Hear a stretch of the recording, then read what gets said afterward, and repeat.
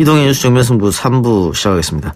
다음 주 북미 정상회담이 열리는 장소가 베트남입니다. 우리에게는 박항서라는 연결고리로 하나가 된 듯 하지만 한국과 베트남 사이에는 불편한 진실도 자리하고 있습니다. 가해자의 입장에서의 역사이죠.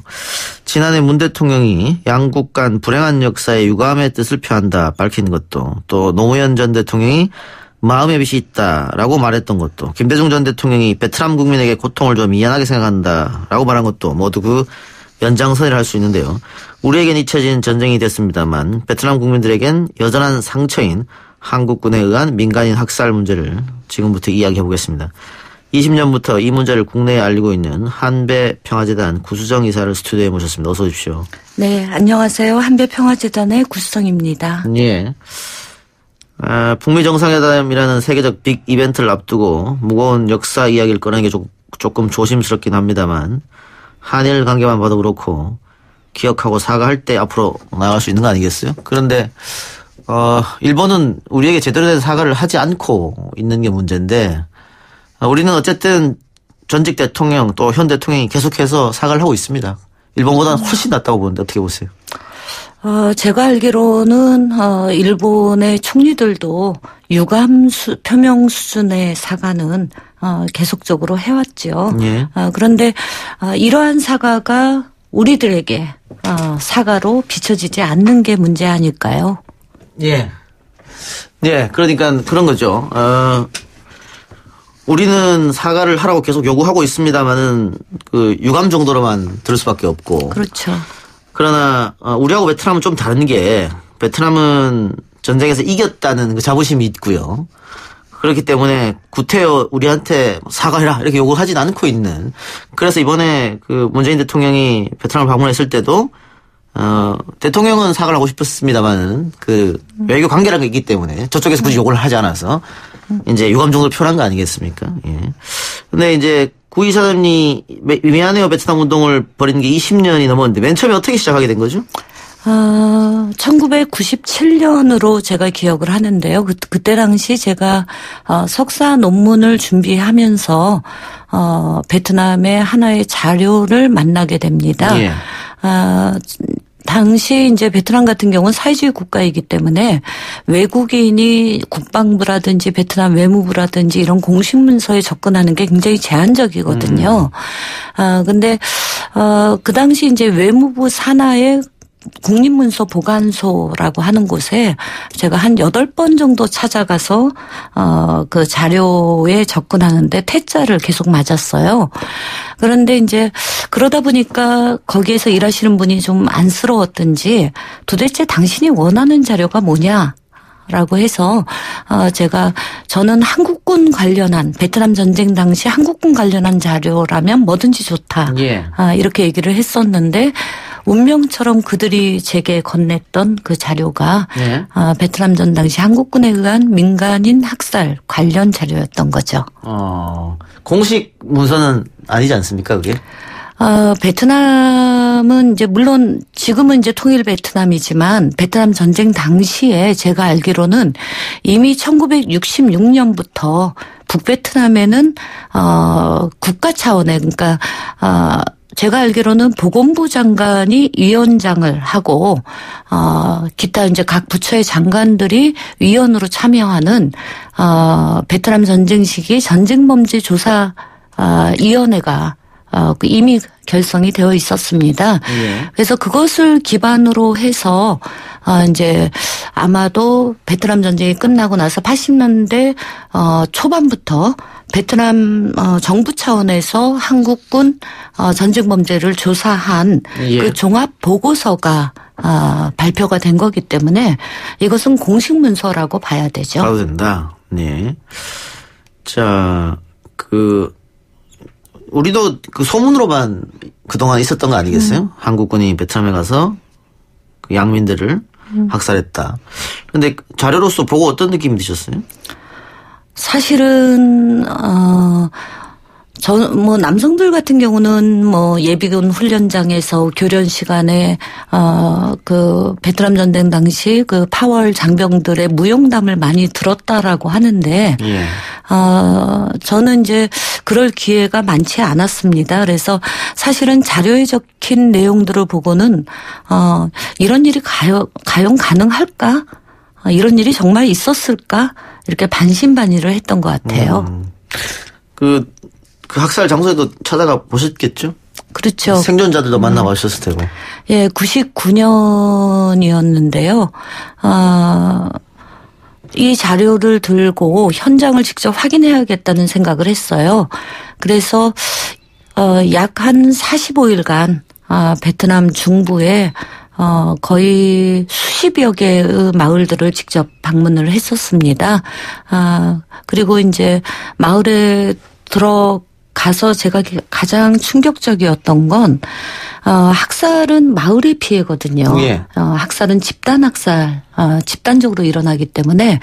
그래서 마을에 들어가면 조금 작은 마을에서는 정말 수십여 명이, 그리고 좀 큰 마을에서는 100여 명이 넘는 사람들이 달려나와서 자신들의 피해를 증언을 했는데, 이게 한두 사람의 말이 아니라 그들의 수십 명, 수백 명의 사람들이 굉장히 일관된 증언을 하고 있었습니다.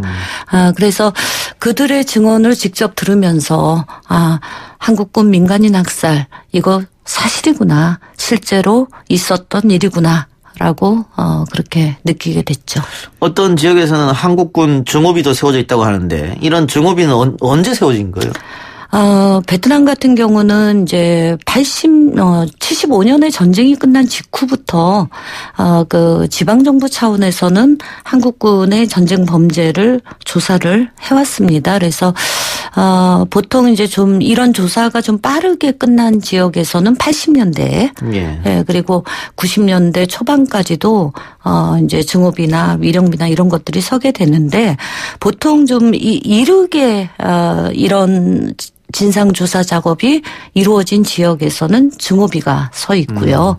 그러니까 이제 아무래도 80년대 정도까지는 이런 이제 한국군 민간인 학살에 대한 지역의 감정이, 피해 지역의 감정이라든지 피해자들의 감정들이 아직은 이제 누그러지기 전이니까 그 시기에 세워지는 비들은 증오비라는 이름을 가졌었고요. 90년대 이후, 2000년대 이후에 세워지는 비들은 희생자들을 추모하는 위령비로 세워지고 있습니다. 바뀌고 있고. 그 생존자들을 만나셨을 때 그 생존자분들이 당시에 그 한국군이 저지른 참상을 또렷이 기억하고 있던가요? 제가 이제 작년에 저희가 시민평화법정이라고 하는 민간 법정을 열었었는데요. 거기에 이제 직접 증언자로 원고석에 서셨던 그 우엔티탄, 폭리마을의 우엔티탄 아주머니 같은 경우는 뭐라고 얘기를 하시냐면, 8살 때 기억이지만 이 기억은 마치 내게는 영화 필름처럼 선명하다.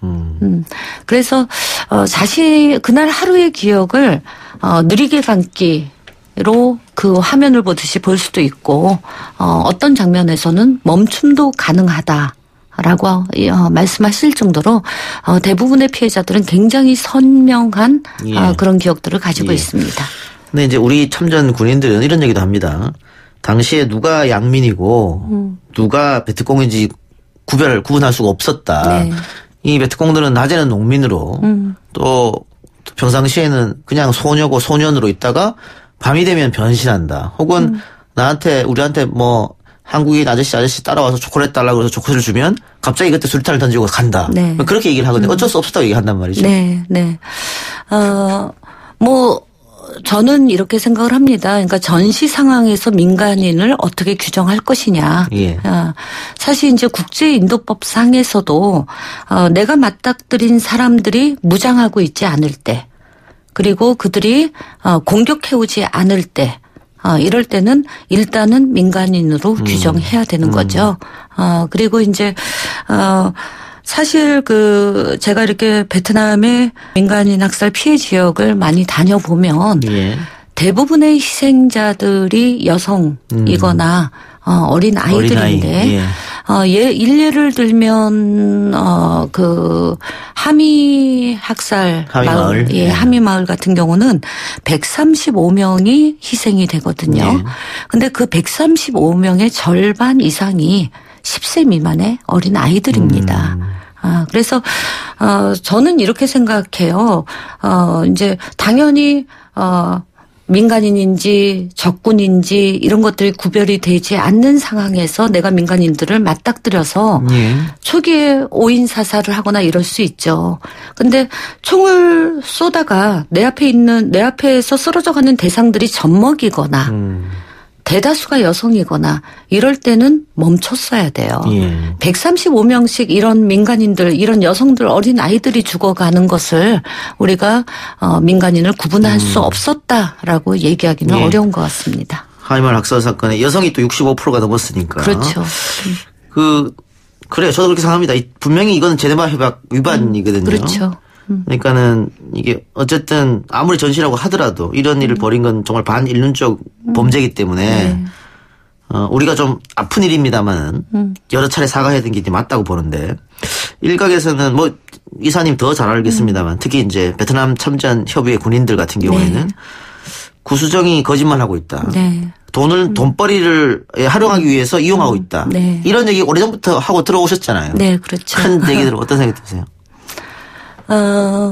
저는 사실은 개인적으로도 참전군인 분들을 참 많이 만났습니다. 제가 23년 동안 베트남에서 거주했었고요. 또 베트남에 굉장히 많은 참전군인들이 살고 계시죠. 그런데 이제 제가 만난 참전군인들 같은 경우 실제로 자신이 전투병이었거나 실제로 작전에 참여하셨던 분들 같은 경우엔 대부분 말씀이 없으세요. 예. 굉장히 좀 가슴이 아팠던 것은 베트남에 참전하셨던 모든 분들이 뭐 다 학살에 가담을 했던 것도 아니고 모든 분들이 전투병은 아니었거든요. 그런데 정작 전투병으로 참여하셨거나 직접 총을 두고 싸우셨던 분들은 대부분 죽을 때까지 베트남 전쟁에 대해서 거의 언급하지 않는다고 하세요. 그래서 저는 그 처음에 이 문제가 한국 사회에 공론화되던 99년 2000년대 초반까지 사실은 굉장히 많은 참전 군인 분들의 양심 고백이 사실 잇따라 있었거든요. 그런데 이분들이 그때 양심 고백을 하시면서 베트남에 미안한 마음을 가졌던 건 전 진심이라고 생각하고요. 예, 예. 근데 이 이야기를 그분들이 꺼내자니 그렇게 되면 한국 사회, 시민사회 일각에서 제기되고 있는 민간인 학살에 동조하게 되는 것이죠. 그래서 의도하지 않았지만 사실은 한국 사회에서 이 문제가 공론화되어 오면서 참전군인들이 베트남에 미안함을 전할 수 있는 그런 기회 이런 것들은 의도치는 않았지만 예. 그럴 기회가 좀 오히려 저희가 그런 의도치 않게 그분들에게 그런 기회를 좀 이렇게 박탈한 건 아닌가 예. 그런 미안함 갖고 있습니다. 청취자 댓글 좀 볼까요? 6635님께서 일본의 사과를 요구만 할 게 아니라 우리도 진실된 마음으로 베트남의 용서를 구하는 진실된 사죄를 해야 합니다. 1970년 폴란드 방문해서 비 맞으며 홀로코스트 희생자한테 무릎 꿇고 사죄한 빌리 브란트 총리처럼요. 9150님 범죄가 아닌 군인으로서 어쩔 수 없는 작전인 경우도 있었지 않을까요? 전쟁 중에 적군이 마을의 주민인 아이를 이용해 폭탄을 숨겨 전달하는 등의 공격에 당하고 나면 민간인도 다 적으로 간주되지 않을까요? 의견 주셨는데요. 우리가 이런 얘기도 다 이제 나눴으니까. 네. 지금 뭐 베트남 민간단체 혹은 우리 민간단체에서 추정하는 그 우리 군인에 의한 베트남 양민 학살의 숫자가 적게는 5,000명, 많게는 9,000명까지 있더라고요. 네. 네. 네.